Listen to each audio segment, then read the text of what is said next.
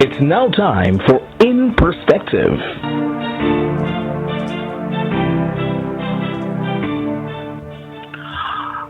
Good afternoon, listeners.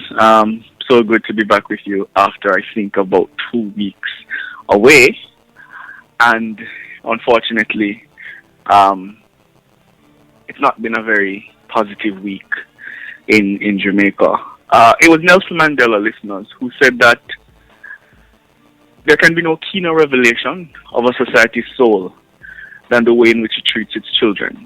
He says we come from a past in which the lives of our children have been assaulted and devastated in countless ways.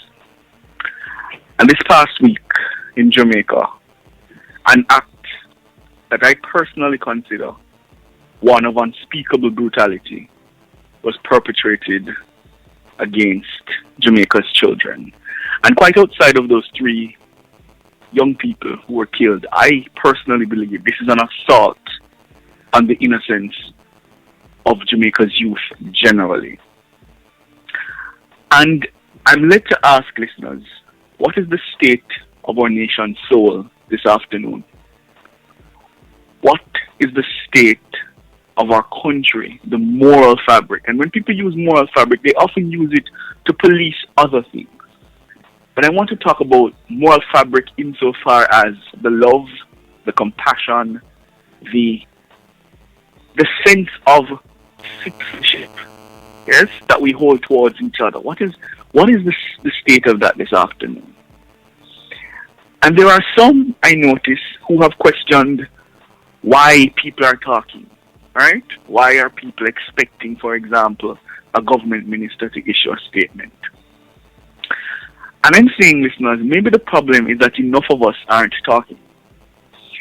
And I, for one, will continue to talk because I feel a general sense of powerlessness, and I sympathize with the youth minister, the prime minister, the opposition, and every other interested party who, at this point, must be wondering, what else can I do?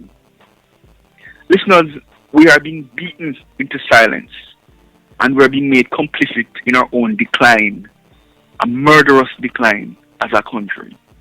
And so, as long as I can talk, and as long as I can speak up, I will, because I feel like the moment we all decide there is no point in talking anymore, that will be the point at which the criminals can say, we have won. And I understand and appreciate that people want to see more. But I think a reality we must face is that in many instances, we don't know what is left to do. These people, they don't seem to operate on any kind of principle, any sort of code that the average, normal, principled human being can relate to, can respond to, or can even fathom. So I'm saying, listeners, I personally don't know what else to do. So I will continue to talk. And I encourage you to continue to talk because we must be united as a society. We must be united and we must never cede authority, any further authority, to these savages. There was a massive rally and a march in Halfway Tree some time ago. And I think there must be a similar stand of solidarity against this assault against Jamaica's youth. The government, the opposition, civil society, the church, the entertainment fraternity, public sector, private sector, everyone must speak in one voice. This is unacceptable. And as a civilized society, we can no longer accept it. I will continue to talk. I encourage you to continue to talk. I know that we here at Talk Jamaica Radio will continue to talk. And I say without fear of contradiction that I speak on behalf of Sanjay and Ralston and the entire team.